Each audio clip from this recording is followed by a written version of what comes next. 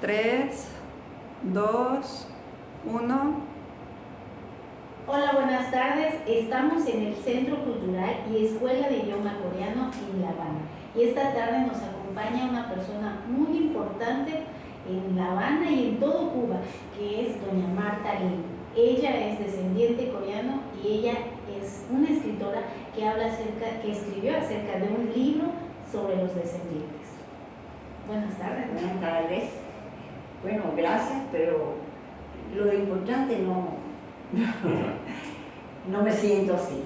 Yo solo humildemente, mi esposo, que era cubano, y yo quisimos escribir este libro, Coreanos en Cuba, para que no se perdiera la historia de este grupo de inmigrantes que llegaron por única vez a esta isla y que dejaron su impronta en la misma. Doña Marta, una pregunta. ¿Su esposo también era coreano? No, mi esposo era cubano, pero cuando entró en mi familia se enamoró de la historia de los coreanos. Él era historiador. Y el historiador siempre tiene una sensibilidad especial para las cosas que han sucedido. Y cuando él se enteró, más por mí, por mi papá que por mí, que aquí, que en Matanzas, donde vivíamos entonces, había existido la única comunidad que había vivido como una comunidad coreana en Cuba, era la coreana, era parte de la historia de Matanzas. Eso lo entusiasmó mucho y comenzó a hacer entre los dos, guardar poco a poco documentos, entrevistas que hacíamos. Ese proceso, sin apuro, nos demoró 10 años, porque además no estábamos dedicados solo a eso, eso era algo que estaba en los proyectos. Y mientras tanto trabajábamos, muchísimo que trabajábamos. Y ya cuando tuvimos todo lo que pensábamos que podía tenerse, visitamos los archivos históricos, revisamos todos los documentos de las asociaciones coreanas que existieron, que fueron Habana, Matanzas y Cárdenas, entrevistamos, y esa fue una suerte, porque hoy ya no se pueden entrevistar a participantes que habían llegado originalmente a Cuba, incluso desde Corea, como el caso de mi papá. Y eso nos dio a nosotros una gran ventaja. Y bueno, entonces muchos de esos descendientes nos dieron fotografía, aparte de la información, documentos, pasaportes, anécdotas que enriquecieron mucho el libro. ¿En qué año se empezó a formar ese libro? Ese libro fue por los años, bueno, lo publicaban en el 2000, es decir, 10 años antes empezó la idea. Okay. Y luego, durante 10 años estuvimos recopilando cosas sin ningún apuro. Pero se publicó y se redactó todo en el año 2000. ¿Actualmente se puede conseguir el libro? Es muy difícil. Bueno, digitalmente lo tenemos copias porque lo hemos sacado. Pero esa fue una sola vez que salió. Aquí hay una editorial que se dedica exclusivamente a las etnias que viven en Cuba. La de nosotros es el 9º libro, porque hubo historia de chinos, de holandeses, de españoles, de africanos. Y la de nosotros es la número 9. Pero por única vez. Y quedan muy pocos ejemplares, todo el mundo quiere tenerlo, el original. Yo tengo nada más que 2. Uno que lo uso para el diario y el otro que está encuadernado, guardado. Y este libro ha sido traducido al coreano en 2 ocasiones, del cual yo tengo un solo ejemplar, de la primera traducción. Ya hace solamente unos 3 o 4 años se tradujo nuevamente por otra persona. Y bueno, yo tuve un ejemplar, pero lo he prestado y no lo tengo aquí ahora en mi poder, así que lo tengo medio perdido. ¿Cómo será la niñez de Marta? La niñez de Marta fue, bueno, yo era parte de una familia extremadamente pobre, porque los coreanos en su mayoría, los que no lograron tener un negocio, que fueron los mismos, la mayoría de los coreanos trabajaron en el NG. Trabajaron en el NG y el NG tenía una zafra, nosotros llamamos zafra el tiempo de trabajo. Solo un mes o mes y medio al año. El resto del tiempo era desempleado. Las mujeres en ese tiempo coreanas no trabajaban, vivían solo en la casa. Solo trabajaba el hombre. En los restantes meses, 10 o 11 meses, había que vivir inventario. Pero en la situación de la economía y la sociedad cubana, el tiempo no era fácil ni para los cubanos ni para los coreanos. Es decir, que mi infancia fue de mucha humildad, de mucha pobreza, podría decirse, hasta de pasar hambre. Pero hay una cosa en la que yo tuve mucha suerte. Claro, eso a mí no me impidió ser feliz. Yo en realidad era feliz porque mi padre mi padre era analfabeto y se aprendió a leer y a escribir en español y en coreano autodidácticamente. Era un hombre muy inteligente. Y él siempre dijo que haría todo lo posible porque sus hijos estudiaran. En Cuba, en ese tiempo, los hijos de los pobres no llegaban a la universidad. Pero él se propuso que sus hijos por lo menos llegaran a un nivel medio. Y todos los sacrificios que hizo para que nosotros fuéramos siempre a la escuela. Y eso fue muy bueno. La primera graduada coreana de la colonia, de los descendientes coreanos en Cuba, fue mi hermano mayor, que se graduó de maestra. Mi hermano Jerónimo empezó a estudiar Derecho, pero tuvo que dejarlo por falta de dinero. Se puso a trabajar, no pudo seguir.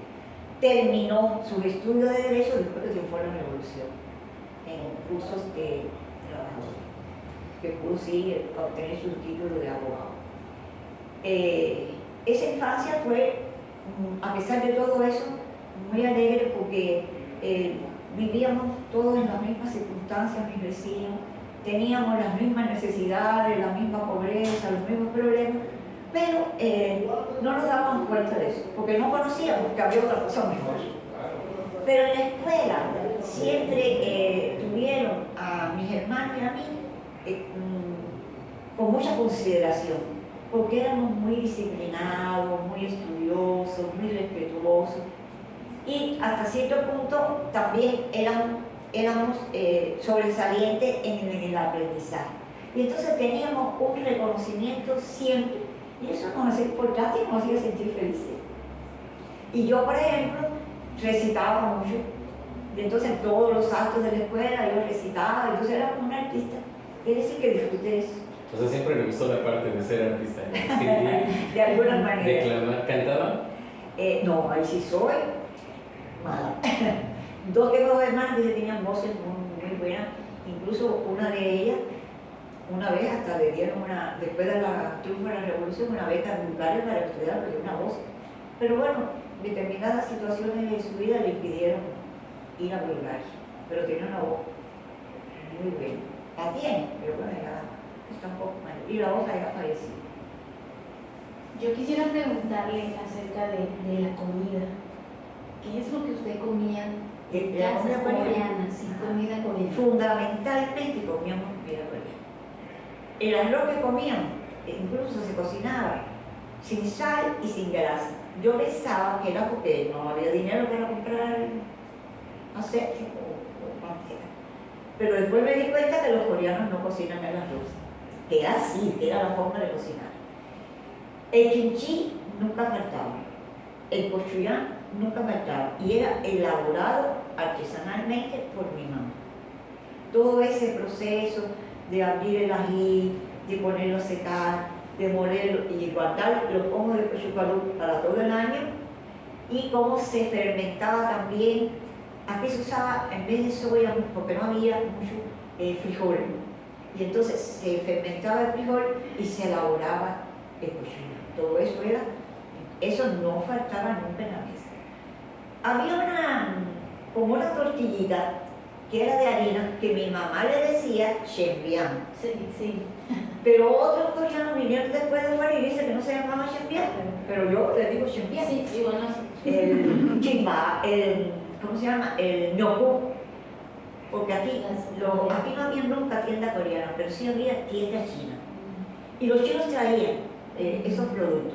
El alga nunca faltaba, sobre todo para el caldo, otro tipo de alga no, pero para hacer el ñoco, sí, en mi casa siempre había ñoco. Y hay una cosa que yo creía también, que mi papá lo hacía, para dejar que nosotros nos comiéramos el arroz, que era el nulumbao.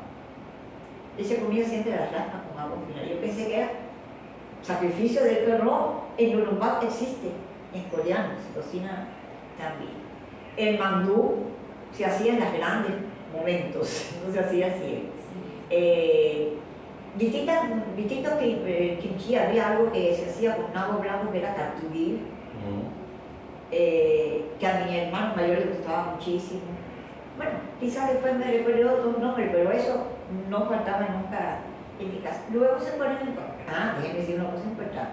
Mi mamá nació en México y ellos traían ya una vida y una tradición. Y aquí sí se cocinaba en mi casa mucho, se preparaba la tortilla mexicana de maíz, que se guardaba el maíz por una noche, creo, o varias noches, con sal, se limpiaba y luego y duraba porque se guardaba y duraba varios días. Y eso también formaba parte de la tradición culinaria de mi casa y de casi todas las familias coreanas. Yo sí tengo esta tortilla coreana que dice cómo era, ¿qué tenía? Shenbian, harina, nada más, harina, agua, no le echaban huevo ni nada porque la harina es aglutinador. Y se le agregaba hierbita como cebollino o algo, carne nunca se le echaba. Ahora después, que han venido otros coreanos, nos ha enseñado a echarle carne, camarones, pero nosotros lo hacíamos nada más que con vegetales porque no había recursos para otra cosa. Pero ahora que ella lo menciona, pues ya digo, no somos los únicos, porque yo lo conozco en mi familia, lo conocemos como Shenbian igual, y cuando nosotros nos dijeron no se llama así, se llama Aeyeon, entonces la pizza coreana. Entonces decíamos, ¿será que nosotros, mi abuelita no lo escuchó bien? Pero ella no era, creo que sí, ellos también, la misma Shenbian, y sí, es harina nada más, y mi abuelita le ponía calabaza tierna, lo que tuviera. Nunca con carne, tampoco nunca con carne. Ahora después vino una coreana que fue la primera que nos enseñó idioma coreano en esta época, y ella fue la que dijo el otro nombre que se me olvidó, pero ella sí le echaba muy chiquitito crudo, pedacitos de carne de res, o picadillo, de puerco, o picadillo de res. Pero a mí me gusta así. Y lo que sí se le hacía, una salsita que tenía salsa soya, que se hacía en la casa, por cierto, también, no se compraba industrialmente, y que se echaba cebolla, ajo, y se le daba sabor con esa cosa. ¿En casa había más niños coreanos? ¿Con quién jugaba usted? Bueno, como mi papá quiso que fuera una escuela, se mudó de donde estaba la colonia coreana para la ciudad, porque la colonia coreana estaba en el campo. Y ahí ya no tenía vecinos coreanos. Pero cada sábado nos íbamos todos para la colonia coreana y compartíamos allí con todos los coreanos, se daban clases, también había algo religioso y simplemente íbamos para estar con los coreanos. El resto del tiempo, como íbamos a la escuela, estábamos. Y tenía muchos amiguitos por jugar. ¿Dónde estaría ahorita esa colonia coreana? Está en el bolo donde ustedes fueron a ver. En el bolo, Por eso está en el monumento. ¿Dónde está el monumento? Sí, yo preguntaba, vi la casita de don Antonio, nos mostró todo alrededor. Sí. Yo le preguntaba si era la sede del bolo, porque ahí llegaron. Sí, ahí se hizo porque precisamente esa fue la única colonia coreana que hubo en Cuba. Porque de Cárdenas hubo siempre más coreanos, más descendientes, más coreanos y luego más descendientes, pero nunca vivieron juntos en comunidad. Cada uno vivía, se reunían quizás, pero no como en el bolo que vivían. Incluso ellos aplicaron leyes que eran de colegio para la vida en comunidad. Claro, para el exterior con Cuba había que cumplir las leyes de la Constitución cubana, pero internamente regían las leyes que ellos creían que todavía regían en Corea, que a lo mejor habían cambiado ya, pero ellos la traían como policía. Nosotros en México el idioma coreano se perdió entre los descendientes. Lo asociamos a que tal vez en Yucatán, pues el hombre se iba a trabajar y los hijos se quedaban con la mamá, que en este caso muchas de las mamás eran yucatecas, entonces aprendieron maya y español y el coreano no. ¿Usted cómo cree que fue, por qué se perdió el idioma coreano? Bueno, más o menos sucedió algo por el estilo. Junto con el idioma, yo digo que se perdió un poco el sentimiento de identidad. Bueno, claro, el idioma es el núcleo de la cultura y de la identidad de un pueblo. Los primeros coreanos que llegaron, la primera y la segunda generación, yo digo primera generación de los que llegaron a Cuba, los que habían nacido en Corea. Y segunda generación, los que eran coreanos, porque sus padres los dos eran coreanos, pero habían nacido en México, caso de mi madre. Y tercera generación es la primera que nace en Cuba y que en la mayoría de los casos los dos padres eran coreanos. Quizás algunos eran mexicanos, pero un mito. Hasta la tercera generación duró ese sentimiento de identidad, porque la primera Asociación Nacional Coreana que se creó en Cuba fue a los 5 meses de haberse establecido en Matanzas en la colonia. Y fíjense por qué fue. Porque en aquel tiempo Corea estaba dominada por Japón y el consulado japonés que había en Cuba quiso inscribir a los coreanos como súbditos de Japón. Y para que eso no sucediera, enseguida crearon la Asociación Coreana. Fíjense, fue un motivo político. Pero claro, después esta asociación tenía un sentido comunitario, de ayuda mutua, porque era como un club de ayuda mutua. De todos modos, la ayuda era muy poca, porque todo el mundo era muy pobre. Y esa asociación logró que crear escuelas de idioma, sobre todo para los mayores, porque yo soy ya yo nací en el 38, ellos llegaron en el 21. Y en el 50 y tanto ya la colonia esa desapareció, porque se vendió la finca y se fueron todos para... Bueno, ese es otro tema de tratar que es más complicado. Pero bueno, no se aprendió el coreano en las primeras... Mis hermanos mayores aprendieron más porque pudieron ir a la escuela. Como yo era pequeña cuando había la escuela, todavía no iba a la escuela. No aprendí nada. Sucedió eso. Los padres, los hombres de la casa, trabajaban muy duro para poder alimentar a la familia. En el caso de mi papá, era él, su esposa, que no trabajaba, 9 hijos y su mamá. Tenían que trabajar muy duro para traer la comida. Entonces no podía ejercer la influencia necesaria para que aprendieran el idioma, porque quisieron obligar, pero nosotros no resistimos.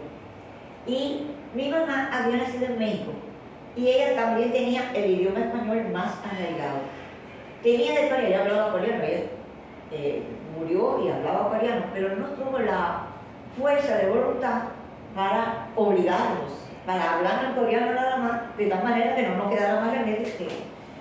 No obstante, nosotros pudimos acumular un vocabulario, palabras sueltas, no hablar. Muchas palabras en coreano, nosotros le decíamos, muchas cosas nosotros le decíamos en coreano, palabras.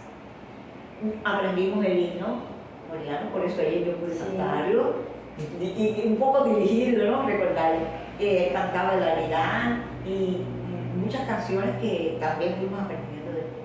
Pero el idioma se perdió por esa misma razón, porque los hombres que eran los más fuertes en eso, eran los que estaban buscando la comida.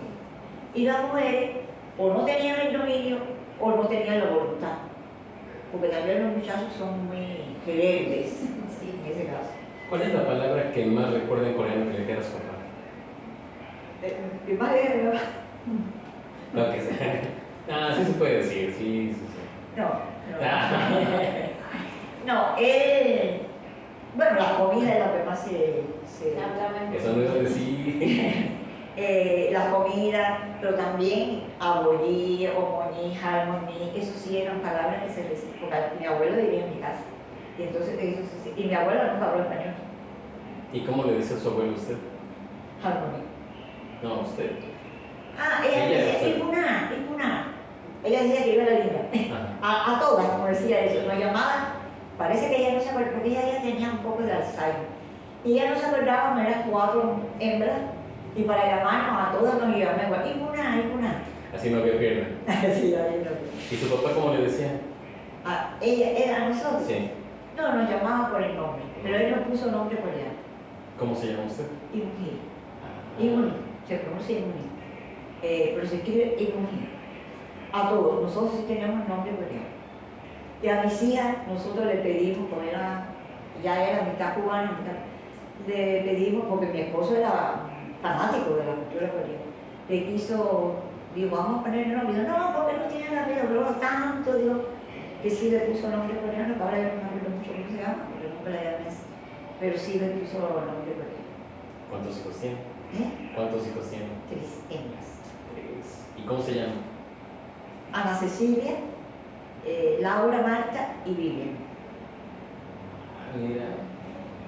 Pero bueno, aunque ella dice que no se siente importante, yo pienso que eso es lo que vivió ella en el pasado, y ella lo remonta al presente. Y ese presente va a ser un futuro para todos los que llegan a este centro cultural, porque no se está perdiendo el idioma que se perdió en ese momento, porque las comidas coreanas sí se siguen preparando por manitas de ella, y porque toda la cultura ahora está envuelta en ese lugar. Yo creo que eso es muy importante y le hace importante a usted, porque usted sigue manteniendo viva esa cultura como en su momento los coreanos allí en esa comunidad de Bolo la quisieron mantener viva. No, en realidad, si una cosa por la que escribimos el libro fue para que no se perdiera, yo digo que una de las cosas que sí nunca se perdió en ninguna familia coreana fue la elaboración de kimchi. Sí. Eso quedó, incluso las esposas cubanas aprendían a hacer kimchi y lo hacían tan bien como los coreanos. Y los esposos coreanos aprendieron a comer kimchi con el mismo gusto que lo comían los coreanos. Yo creo que si algo se mantuvo, un elemento coreano, el más importante siempre fue el kimchi. Es curioso eso, ¿verdad? Pero realmente, cuando aquí en Cuba, el aislamiento que sufrió Cuba durante 30 años, por razones políticas, que no es el caso ahora analizar, por mucho tiempo ningún cubano, coreano o no, cualquier cubano que viviera en Cuba, no tenía relaciones con el exterior, casi por 30 años. Incluso yo tenía un hermano que se había casado con una norteamericana y por 30 años no hubo una llamada por teléfono, una carta, nada. Cuando se abrió y se empezaron a intercambiar viajes, mi hermano lo primero que hizo fue venir. Y eso hizo que no podíamos conservar toda la tradición que nosotros queríamos tener. Pero sin embargo, llega aquí un pastor de la iglesia presbiteriana de Seattle, Washington. Tienen una reunión en Matanzas, una reunión en Matanzas. Y dice, ¿qué es lo que ustedes más necesitan? Nosotros, como ahora, necesitábamos mucha comida, mucha ropa, muchos zapatos, pero yo no le dije eso, porque además eso me da pena. Digo, lo que nosotros, la colonia coreana, antes que nadie dijera, pero yo sabía que iban a pedir comida y dinero. Digo, no, y eso a mí me da vergüenza. Les digo, mire, lo que más necesitamos los coreanos es aprender el idioma coreano. ¿Y qué hicieron? Buscaron un matrimonio, no eran maestros, pero hablaban coreano. Y lo trajeron durante un año aquí, que ellos residían en Matanzas con nosotros. Y esos coreanos fueron fundamentales en rescatar el sentimiento coreano. Porque algunos no es que no lo tenían, estaban dormidos. Entonces ellos, aprender coreano, no aprendimos. Ellos daban clases, pero no aprendimos nada, porque para enseñar un idioma extranjero hay que ser técnico, tener el método de enseñanza. Si no tienen método de enseñanza, no importa que aprenderán muchas cosas, pero hablar no aprenden. Entonces, pues ellos empezaron a hablar de la historia, nos enseñaron canciones nuevas, yo no sé si usaban Manán, hay una canción coreana actual que es el encuentro, es de amor. Y nos enseñó eso, nos enseñó muchas canciones que se cantan en Corea, nos habló de la historia. Reactivaron la elaboración de alimentos coreanos, que lo volvimos a hacer, y además otros nuevos que no conocíamos. Y ese matrimonio, que tengo que decir el nombre, es Lee Il-sung, que vive en Vancouver. Ellos vinieron por Seattle, pero ellos vivían en Vancouver.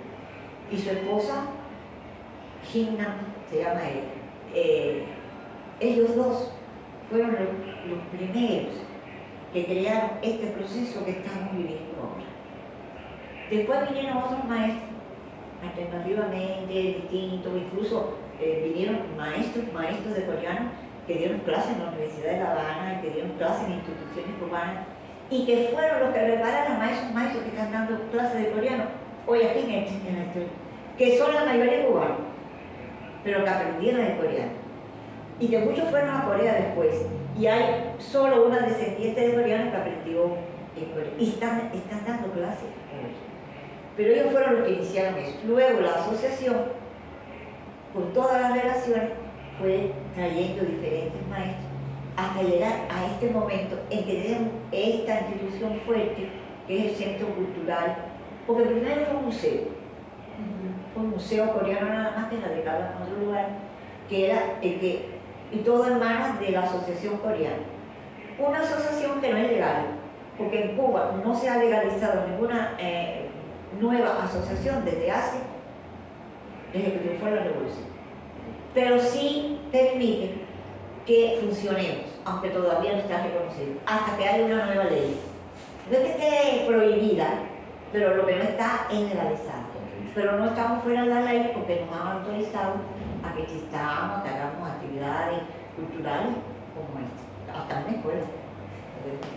Y todo ese proceso que usted ha sentido aquí ha sido un proceso largo, desde el año 99, de llegar esos como maestros hasta ahora.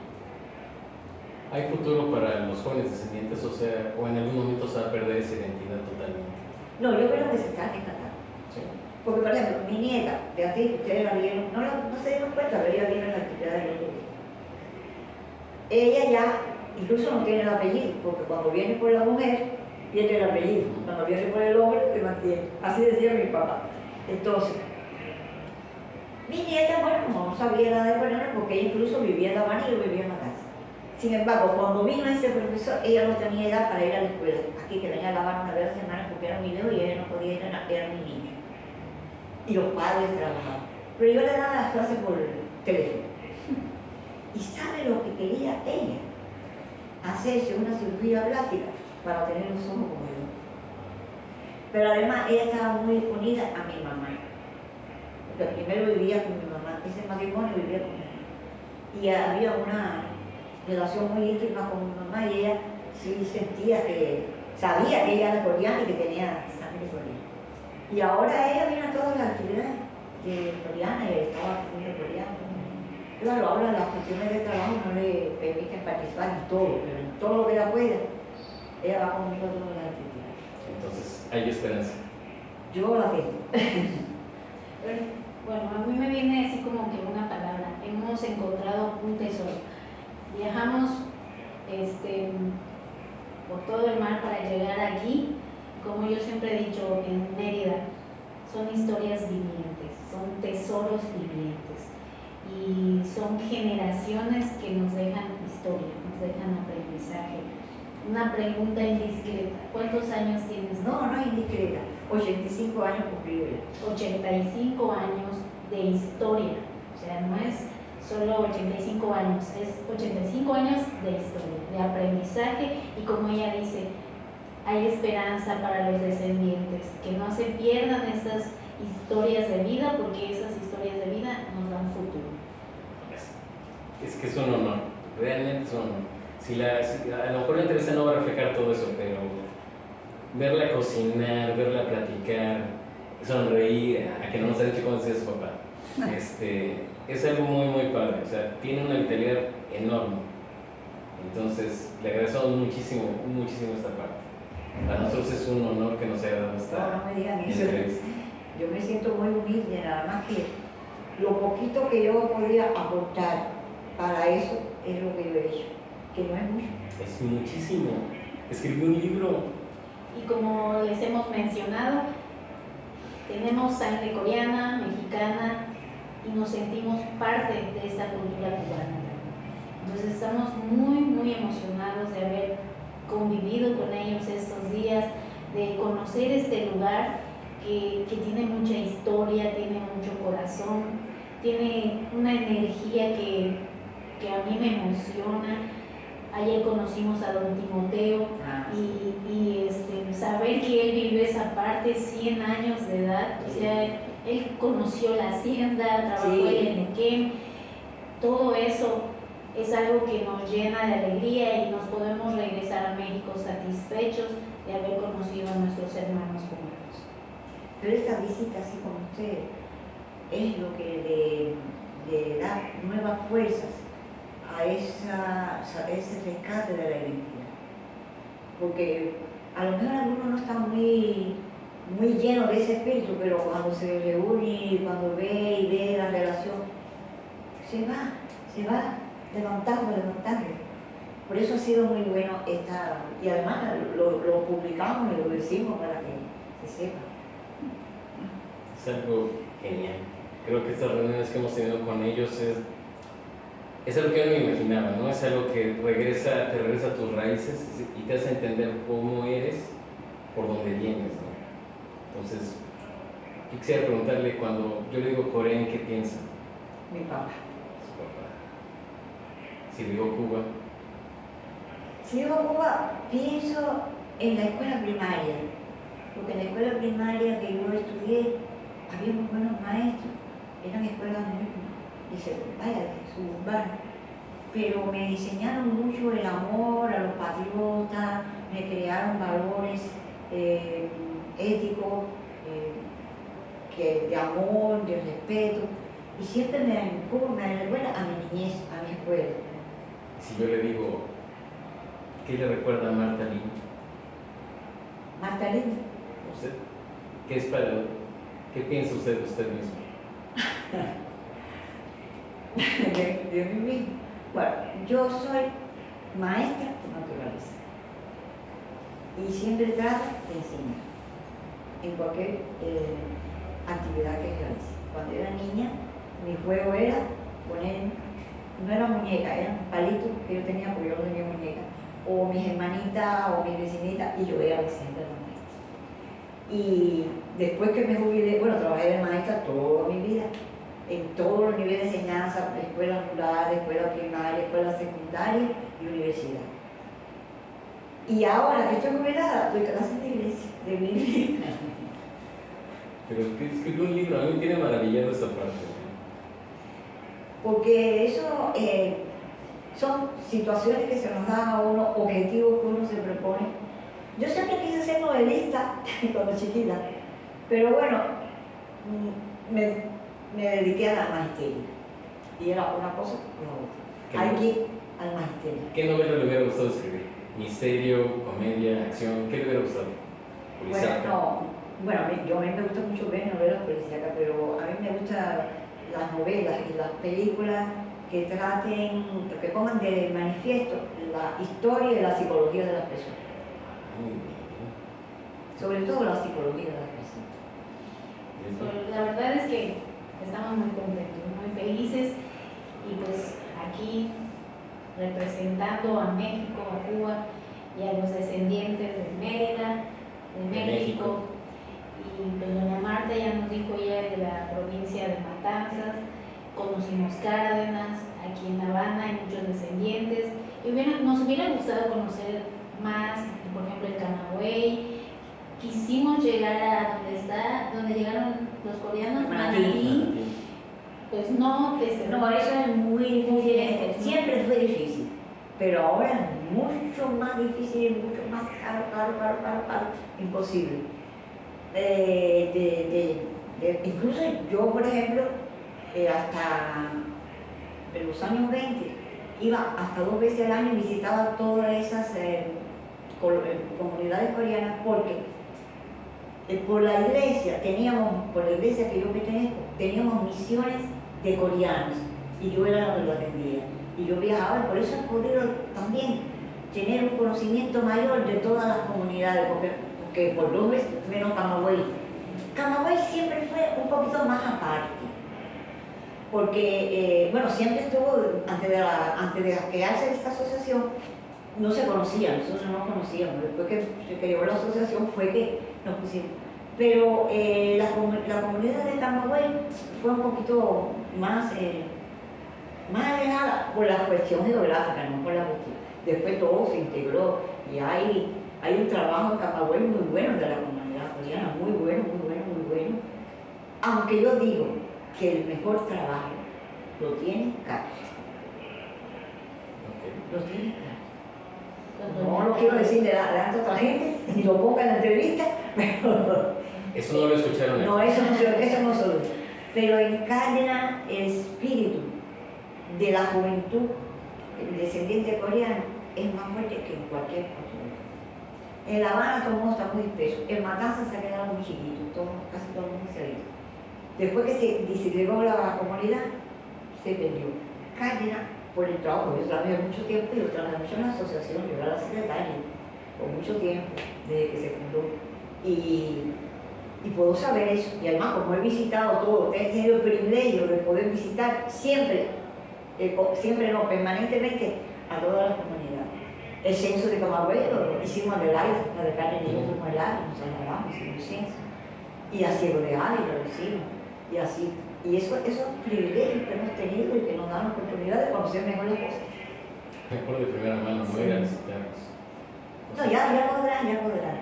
Ojalá. Allá en Manatí también hay un monumento. Sí. Un poquito más sencillo, pero hay un monumento. Ya será para la siguiente visita y espero que nos acompañe usted. Yo encantada. Ya la vendamos. Yo encantada, lo que pasa es que a veces me dejan. No quiso ir con nosotros. No nos dieron nada, a mí no me dieron nada. Antes no fuimos, pero cuando vayamos Y a Matanza yo siempre quiero ir porque es mi tierra. Muy bonito. Fíjese que nos encantó Matanzas, muy colorido, las casitas muy bonitas. No, y mi Matanza se hizo, antes estaba un poquito así como La Habana, pero un poco antes de la pandemia el gobierno se propuso mejorar por lo menos el centro de la ciudad. Y entonces ustedes pasaron por un lugar, un puente, que hay así que no se trafica mucho, no se trafica nada. El Teatro Salto, quizás antes no de hablar, porque además si yo hubiera ido le hubiera podido dar una visita turística de los puntos más importantes de Matanzas. Eso quiere decir que tenemos que regresar. Y me tiene que llevar. Sí, porque el Teatro Salto fue uno de los más importantes de Cuba después del de La Habana. Ok. La biblioteca pública de Matanzas fue la segunda en el país después de la Biblioteca Nacional. Ok, muy importante. Y en el siglo XIX, todas las figuras importantes que venían, la moda de París se estrenaba en París y al mes siguiente estaba en Matanzas. Las publicaciones que se ven en España, porque en Matanzas había un movimiento cultural. Bueno, a Matanzas le llaman el siglo XIX de Matanzas, la Atenas de Cuba. Por el desarrollo cultural, la historia cultural que tenía. Porque da la casualidad que allí fueron a vivir gente de mucha intelectualidad.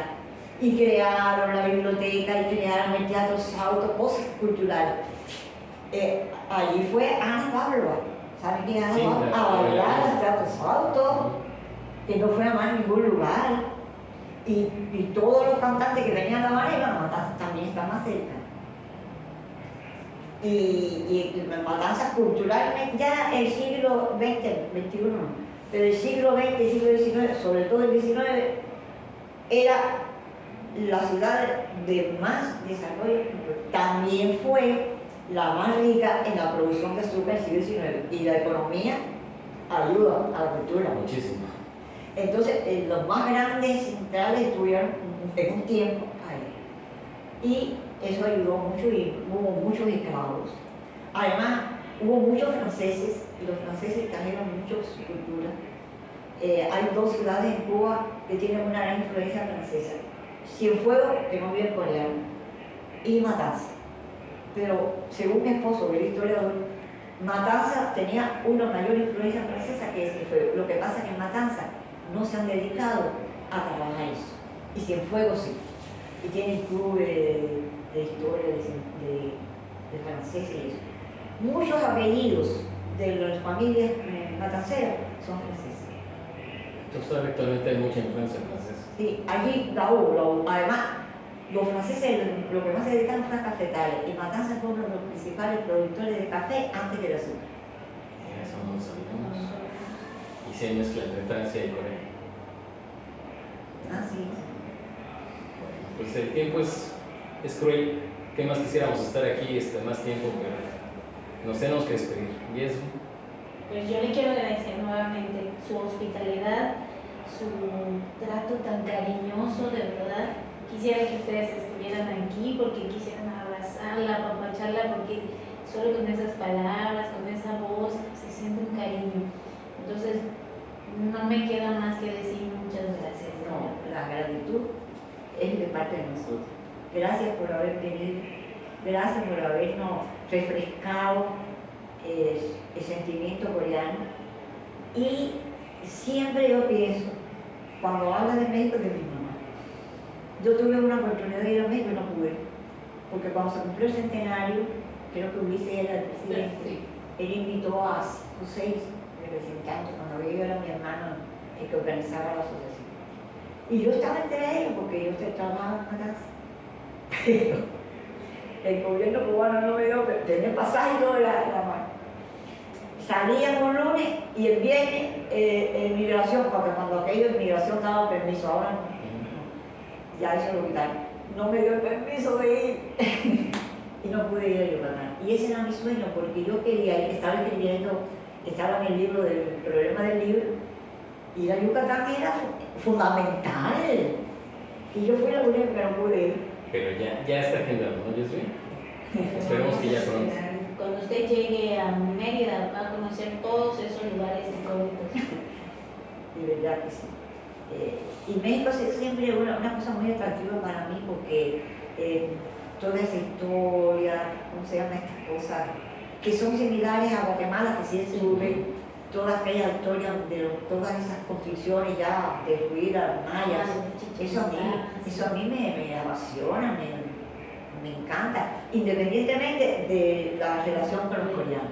A mí esa parte y cómo Cortés conquistó México y toda la historia con todo eso, eso para mí siempre ha sido algo muy cercano, muy querido y que y entonces como mi mamá no se había nos relacionamos con eso también.